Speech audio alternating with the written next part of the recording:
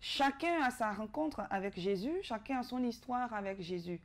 Alors aujourd'hui, nous allons ensemble découvrir l'histoire d'une jeune dame, non des moindres. Elle est évangéliste et chantre, mariée et mère de 3 beaux enfants. Elle est née dans l'église, a passé son enfance, son adolescence et même sa jeunesse avec Christ. Et malgré les crises liées à l'adolescence, à la jeunesse, malgré les difficultés que peuvent traverser une jeune fille en Christ, elle a su garder sa foi et son intégrité. Alors tout au long de cette émission, nous allons ensemble partager ce témoignage qui m'a ému et j'espère qu'il en sera de même pour vous. Je suis Abigail Bamba, bienvenue dans ma rencontre avec Jésus.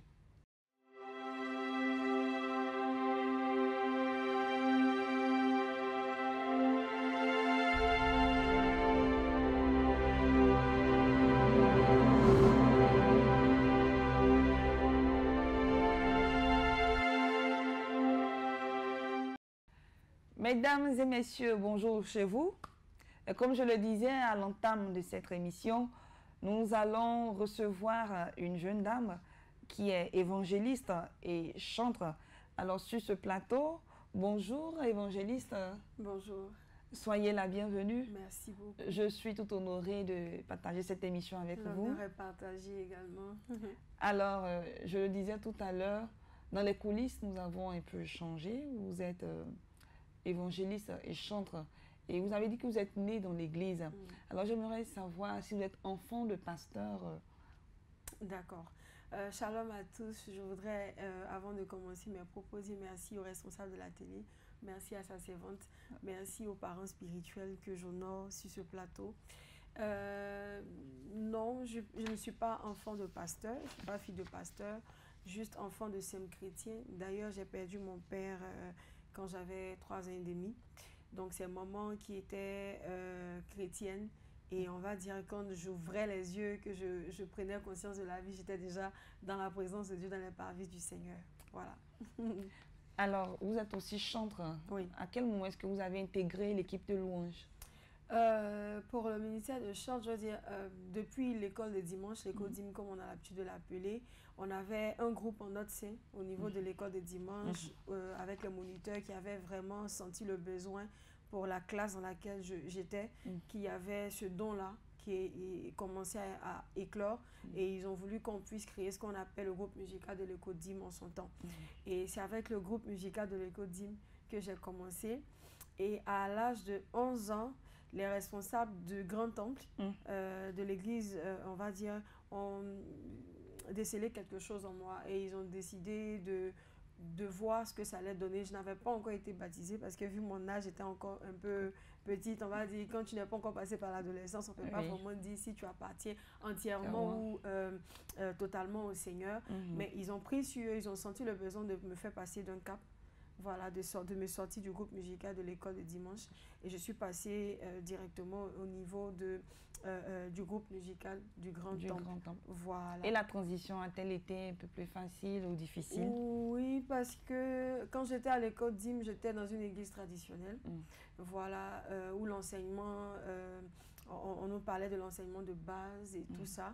Mais la transition, quand elle s'est faite, ça a coïncidé avec le fait que je quitte cette église traditionnelle-là pour un ministère. Et donc, la transition avec l'école DIM et le groupe musical du Grand Temple s'est faite grâce au ministère, au fait que la servante de Dieu avec qui je travaillais, ou du moins avec qui j'étais, à 11 ans là, elle décelait en fait ce don-là en moi. Donc, c'était moins compliqué. Donc, elle avait juste expliqué aux personnes qui étaient déjà dans le groupe musical que je venais juste pour apporter quelque chose. Voilà. Donc, il fallait qu'on me coach et tout ça. Donc, ce n'était pas facile parce que de passer de l'étape enfant à l'étape adulte et voir mes grandes soeurs, mes grands frères, là, c'était pas facile du tout. Mais par la grâce de Dieu, comme c'est une œuvre spirituelle, le Saint-Esprit en nous donne de faire des choses au-delà de ce que nous pouvons humainement, a permis que je puisse quand même intégrer plus facilement. Amen. Amen. Alors, moi, je suis vraiment fascinée pour une enfant qui intègre directement le Grand Temple et qui intègre aussi l'équipe de louange des grands. C'est vraiment pas facile. Alors ici, il y a quelque chose que j'aimerais savoir. C'est comment se fait la rencontre avec votre mari? Mon époux. Oui. C'est encore lié au ministère de louange. Oui. Comme je le disais, on s'est rencontrés au collège. J'étais en classe de 5e. J'avais 14 ans. J'avais 14 ans. Et puis, c'est à la cellule de prière. Moi, je pratiquais déjà la cellule de prière de l'école en son temps, un an avant. Et c'est l'année qui suivait qu'on s'est rencontrés. Et comme par hasard, il s'est trouvé on l'avait nommé comme responsable du groupe de louange de la cellule dans laquelle j'étais. Ouais. Et c'est comme ça qu'on a commencé à travailler et tout. Et puis la conviction est partie de là. On travaillait, mais vu l'âge, certaines personnes qui nous entouraient disaient, bon, ça c'est un amour platonique, c'est de l'amusement, les amourettes et tout ça. Et ça ne va pas aller plus loin que ça. Mais on a constaté, je veux dire, à 14 ans, quand on s'est rencontrés, nous nous sommes donné cette année de marche, on va dire, et de prière pour voir 7 ans. Voilà, il faut préciser, 7 ans. 1, 2, 3, jusqu'à 7. Oui. Voilà. Vu l'âge, on était très, très jeunes. Et on voulait encore se donner du temps pour voir si ce n'était pas un effet, je veux dire, de mode ou bien est-ce qu'on n'était pas impacté ou du moins influencé par l'air du temps. Est-ce que vraiment l'amour qui existait là était vraiment un amour qui pouvait nous emmener au mariage parce qu'il y a plusieurs types d'amour. Oui. Voilà. Et on est resté là par la grâce de Dieu, prier pour que le Seigneur nous maintienne dans sa volonté jusqu'à ce que les 7 années arrivent. Donc on se rencontrait en 2003 et on s'est dit en 2010, on devait se marier. Wow. Et bon, Dieu faisant grâce, on a passé les 7 années avec la grâce de Dieu et nous sommes arrivés en 2010 et nous nous sommes mariés le 6 novembre 2010. Dans la chasteté. Oui, bien sûr. Ce n'était pas très évident. C'était pas évident. C'était pas évident parce qu'entre-temps, il y a la jeunesse qui est là, l'adolescence et la jeunesse qui interviennent en même temps. Et est-ce qu'on était sûr de nos sentiments? Il y avait beaucoup de choses qui rentraient en ligne du compte. Et je dis qu'il était déjà pasteur, homme de Dieu, il servait déjà, bien qu'étant sur les bancs, mais il servait déjà, il était déjà responsable d'un ministère qui gérait. Et donc, ce n'était pas très, très facile. Mais comme j'aime à le dire, pardon, c'est la grâce de Dieu qui nous a maintenus. Voilà. Alors, pour pouvoir conserver sa foi à un certain âge, étant très jeune, il faut savoir que la jeunesse est souvent confrontée à beaucoup de choses. Il y a les sorties en boîte, il y a lorsque vous voyez vos amis s'habiller, sortir, faire la fête et autres, il y a l'effet de mode aussi qui est là. Comment est-ce que vous avez su garder cette flamme-là jusqu'à ce que vous entrez dans le lien du mariage, jusqu'à ce que vous ayez, je peux dire, l'âge de commencer même à rentrer dans le mariage? D'accord. Merci pour cette question parce que c'est l'un des points qui me touche parce que étant jeune, vu que j'ai commencé et très très jeune à servir Dieu, c'est ce qui me touche aujourd'hui et c'est l'un des messages que le Seigneur met à mon cœur chaque fois que je suis en contact avec quelqu'un, d'où mon ministère d'évangéliste. Et comme vous étiez en train de le dire tout à l'heure, effectivement, ce n'est pas facile. La seule chose, ou du moins les choses qui m'ont permis de pouvoir garder ma foi, c'est d'abord l'éducation. Je dis merci au Seigneur pour la vie de ma maman parce qu'elle a joué le rôle de père et de mère en même temps. Elle a été seule pour le rôle de deux.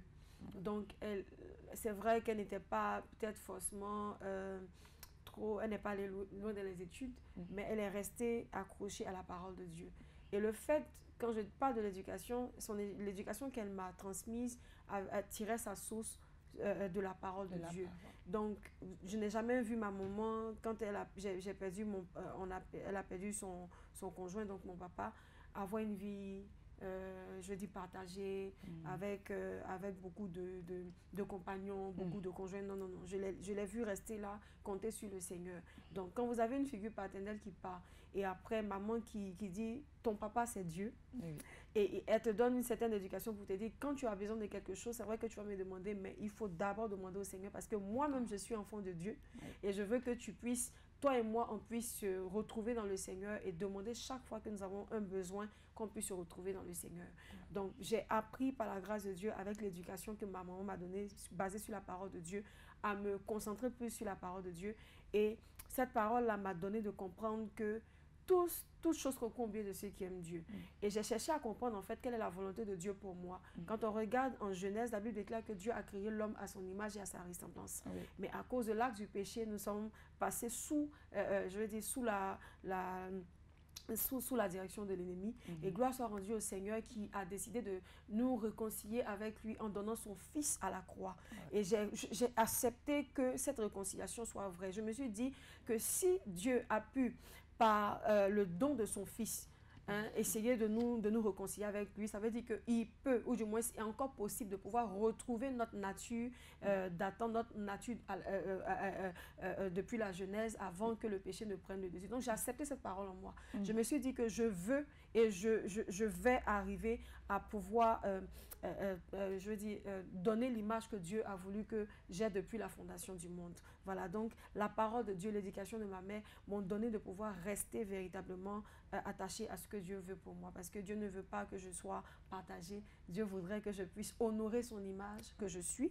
Dieu voudrait que je puisse véritablement, de par moi, qu'on puisse voir sa gloire, qu'on puisse voir combien de fois il est bon, même si je n'ai pas d'argent, même si je ne peux pas avoir les téléphones, les accessoires que mes amis avaient, mais quand je me regarde dans la glace, je suis fière de moi parce que je me dis que je transporte en moi, pas une personne naturelle, mais je transporte en moi le grand Dieu qui a créé le ciel et la terre. Donc je me voyais dans le Seigneur et le Seigneur en moi, donc ça m'allait déjà.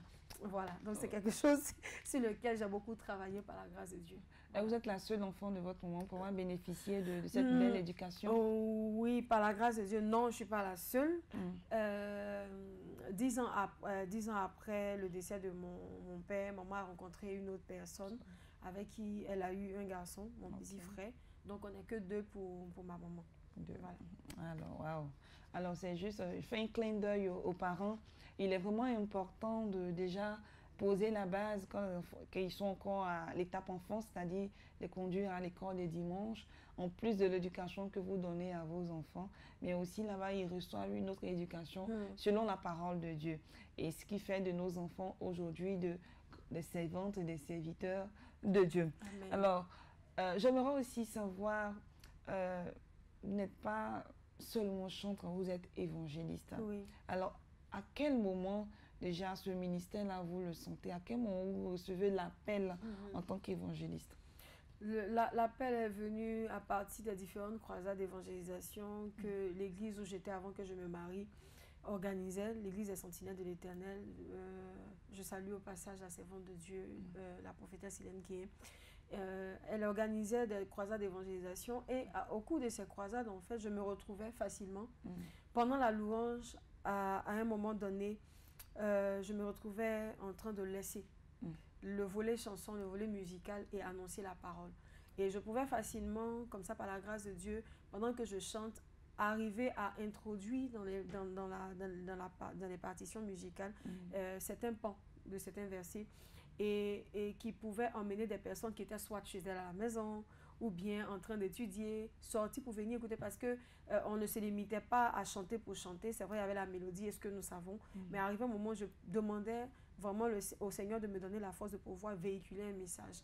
Et ce ministère-là s'est déclenché à partir de ces croisades parce que chaque fois qu'on avait un temps de louange, on me tendait le micro, on disait « Tu as la capacité de pouvoir parler aux gens et de capter l'esprit des gens. » Et donc, à partir de capter l'esprit des gens, c'est de là que vient ce qu'on appelle « Dieu attire celui qui veut à lui ». Voilà. Nul ne peut venir au Seigneur sans que Dieu ne l'ait permis. Donc, on peut parler à quelqu'un, mais c'est le Saint-Esprit qui fait le travail. Donc, le Saint-Esprit attestant chaque fois les paroles qui sortaient de ma bouche pendant les temps de louange et d'adoration et qui permettaient aux personnes de pouvoir s'approcher d'une manière ou d'une autre parce qu'il y a des personnes qui ne voulaient pas forcément s'asseoir sur les chaises, mais qui étaient là hésitantes et tout ça. Mais à partir de la louange, qui pouvaient rester là sur le champ et la parole après pouvait facilement passer et ces personnes ont été captivées. Donc le ministère d'évangéliste là a été s'est laissé découvrir justement à partir de ces temps de louange d'adoration. C'est pour ça que j'aime qu'on dise que je suis évangéliste chanteur. Parce que ça va ensemble. Oui, ça va de pair. Tout chanteur est d'abord, il est chanteur et évangéliste. et souvent même prophète, parce qu'au travers des cantiques, il arrive des fois où vous prophétisez par l'Esprit de Dieu. Mais ce qui n'est pas arrivé des moments où vous aviez envie de tout lâcher, de tout laisser, épuisé, fatigué à cause des épreuves, des difficultés. Est-ce que vous arrivez par moment de... Bien sûr, je veux dire, aujourd'hui, on rend le témoignage, c'est linéaire. Oui, ça va peut-être prendre 45 minutes d'émission, mais c'est toute une vie. Ce n'était pas très, très évident parce que, à cause de l'évangile, ma famille, j'ai pas connu ma famille paternelle, c'est avec ma famille maternelle que j'ai grandi. Donc, pour une famille entière qui n'était pas chrétienne et j'avais seulement ma maman qui était chrétienne. Donc, on n'avait pas forcément les mêmes façons de voir les choses. Donc, certains se demandaient au niveau des frères, des sœurs, des cousins de ma mère, mais tu n'as qu'une seule fille, elle est belle et tout, mais attends, il faut qu'elle puisse prier Dieu pour tomber sur quelqu'un qui va vous aider financièrement et tout. Donc, c'est quand même voilé, ce sont des messages voilés. Ma maman disait tout le temps, on a Dieu, c'est le plus important. Voilà, donc je vous prends un exemple comme ça, une anecdote. Quand ils ont su, la famille a su que je comptais me fiancer à un pasteur, c'était le scandale. Wow. Le scandale parce qu'on se disait, tu vas aller marier un pasteur, ce n'est pas un fils de ministre, ce n'est pas un fils de président. Les pasteurs n'ont rien. Les pasteurs n'ont rien et ils insistent, ils persistent sur le thème. Mais comment tu vas faire avec ta maman? Comment vous allez régler le loyer? Comment est-ce que vous allez faire un certain nombre de choses? Moi, j'étais obligée d'arriver à un moment en classe de 3e, vu que je suis d'origine béninoise, j'étais obligée de laisser les cours à certaines périodes, aller jusqu'au Bénin, acheter des bijoux pour venir vendre, pour qu'on puisse quand même payer le loyer et régler certaines factures.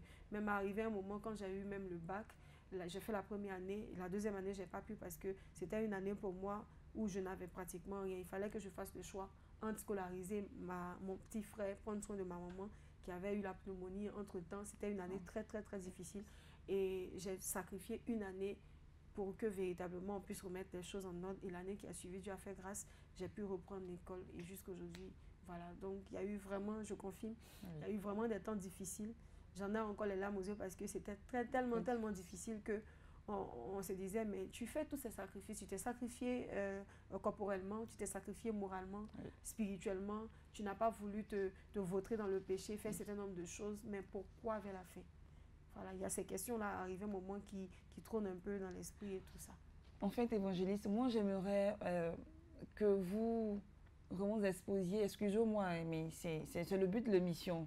Voilà, il faudrait que nos jeunes sœurs qui nous suivent, nos jeunes frères qui nous suivent sachent que vous avez traversé des moments difficiles. Est-ce qu'il est arrivé des moments où vous n'aviez pas à manger, vous n'aviez pas à boire? Moi, je voudrais vraiment que vous donniez un peu ces détails-là. Excusez-moi, mais c'est vraiment le but même de l'émission, pour que les gens, la foi puisse être affermie et autres. Oui, bien sûr. Il y a eu des moments comme ça. J'ai été beaucoup éprouvée par la maladie. Comme je vous ai dit, je suis d'origine béninoise. Et qui parle du Bénin parle également de beaucoup de pratiques mystiques. Donc la famille même étant plongée dans ces pratiques-là. Donc essayer de sortir, c'était déjà un problème. Donc maman a été attaquée, je dis sur le plan de la santé. J'ai été attaquée également. Donc je pouvais pratiquement sur un mois aller à l'école seulement que 2 semaines. Parce que les 2 autres semaines, je les passais à la maison avec la douleur dans le corps, avec la douleur dans les os. J'avais des problèmes de cœur, des problèmes de poumons. Maman, et même là encore, c'était un lien héréditaire vu que maman était passée par là. Et elle a même perdu un poumon. Je ne sais pas si quelqu'un peut comprendre ça. Je suis à Miracle TV. Et c'est un miracle. Est-ce que vous avez déjà vu quelqu'un vivre avec un seul poumon? On a fait la radio, vous avez vu, les 2 poumons étaient là comme ça. Il y en a un qui avait été rongé, comme si quelqu'un avec des ongles avait rongé jusqu'à 90% de son poumon gauche. Donc elle vit actuellement avec un seul poumon. Ça fait maintenant plus de 10 ans qu'on est avec elle. Elle vit, elle respire comme nous. Vraiment, c'était vraiment des temps compliqué. Il y avait des moments où c'était très, très difficile. Comme je vous disais, on n'avait pas à manger, on n'avait pas... Pour les fêtes, là, on n'en parle pas. Mais en ce moment-là, est-ce que quelque chose ne vous disait pas en vous, mais si je sortais avec Monsieur X qui a les moyens, forcément vous faisiez draguer, ou vous faisiez... Donc, est-ce que ces pensées-là ne vous Je vais dire quelque chose qui va peut-être choquer. Il n'y en avait même pas. Wow. Il n'y en avait pas parce que, je ne sais pas si c'est parce que je faisais des prières entre-temps en disant au Seigneur, éloigne-moi. Éloigne-moi. Parce qu'il y a ça. Je veux honorer Dieu, mais il faut également, dans nos prières, à part dire au Seigneur, je veux t'honorer par ma vie de sanctification, demander au Seigneur de vous mettre dans les conditions de la sanctification. Parce que les conditions de la sanctification vont appeler la main de Dieu à vous séparer des personnes, ou du moins à vous éloigner des lieux qui ne vont pas, qui risquent de favoriser un certain nombre de choses qui n'honorent pas Dieu. Donc, je ne sais pas pourquoi.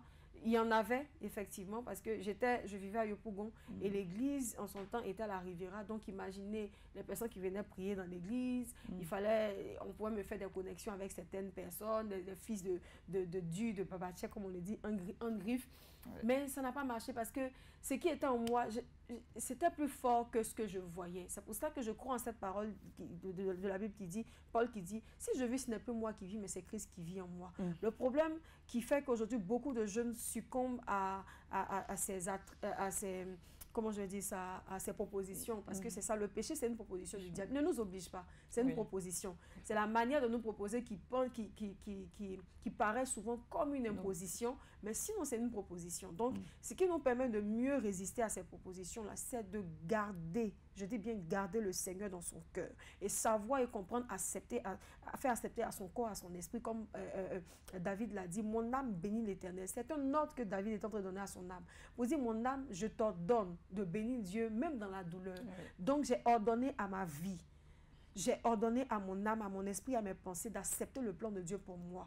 Parce qu'il y a des moments au cours desquels le Seigneur essaie de nous transformer. La gloire à venir demande à ce que nous ayons une certaine préparation aujourd'hui. Donc, j'ai accepté que ma préparation se fasse comme ça. C'est vrai que je ne comprends pas aujourd'hui, mais j'accepte que ma préparation soit aujourd'hui les situations difficiles que je traverse. Donc, c'est ce qui m'a, effectivement, qui m'a gardée. L'une des choses, je veux terminer par là, si vous me permettez. Oui, la Bible dit que nous avons été créés à l'image et selon la ressemblance de Dieu. Je veux dire à un jeune, je veux dire à une personne que ce qui va vous emmener à ne pas envier une autre personne et à ne pas essayer de vivre la vie de d'autres personnes avec les travers du monde, c'est d'accepter que vous êtes unique en votre genre.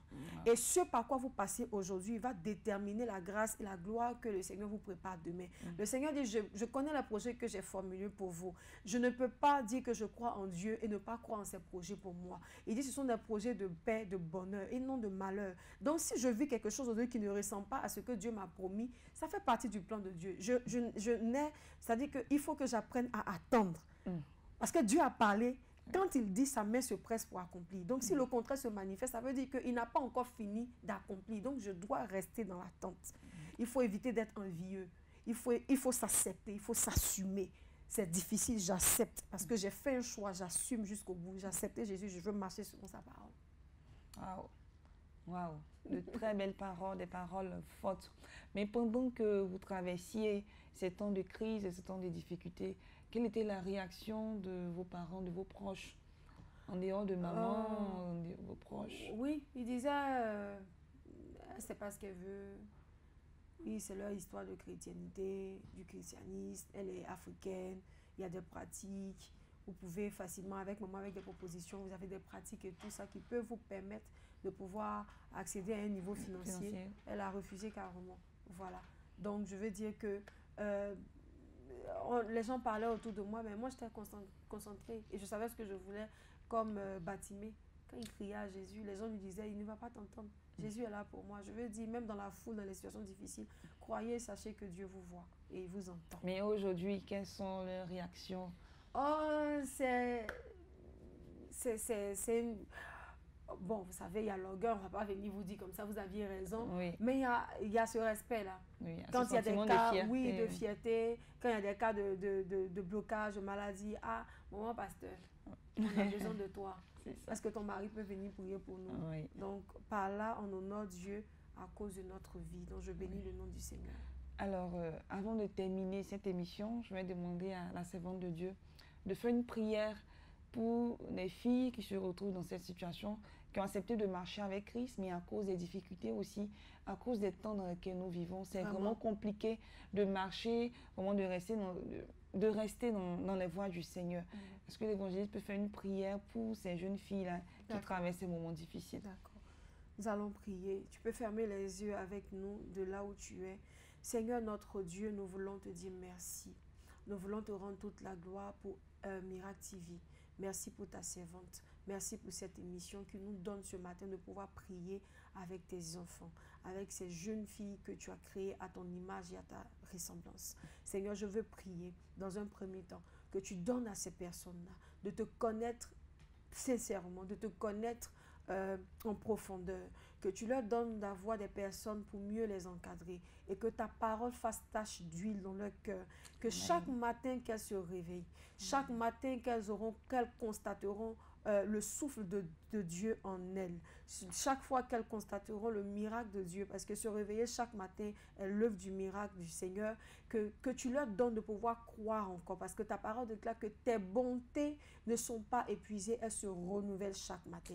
Je veux prier pour l'affermissement de quelqu'un. Je veux prier pour le bon esprit de contentement, parce que c'est ça, tu nous demandes de pouvoir t'honorer pour ce que nous avons aujourd'hui. Et Seigneur, je veux te prier que tu leur donnes de réaliser que le plus grand miracle, la grande grâce qu'elles ont, c'est de pouvoir t'avoir avec elles. Et ce par quoi elles passent aujourd'hui, dans ces temps difficiles que nous vivons sur cette terre, que ce par quoi elles passent aujourd'hui n'est pas la fin, mais le début de ce que tu as décidé, ou du moins tu as programmé pour elles. Je prie que leur corps, leur âme, leur esprit, leur pensée, leur être entier soient scellés dans ton sang, soient gardés entre les creux de tes mains. Amen. Je prie que les anges protecteurs les accompagnent, que tu puisses véritablement étendre ta main sur elles et que tu leur donnes de comprendre, d'accepter le plan de Dieu pour leur vie et qu'elle soit une source de joie infinie pour toi. C'est dans le nom de Jésus nous avons prié. Amen.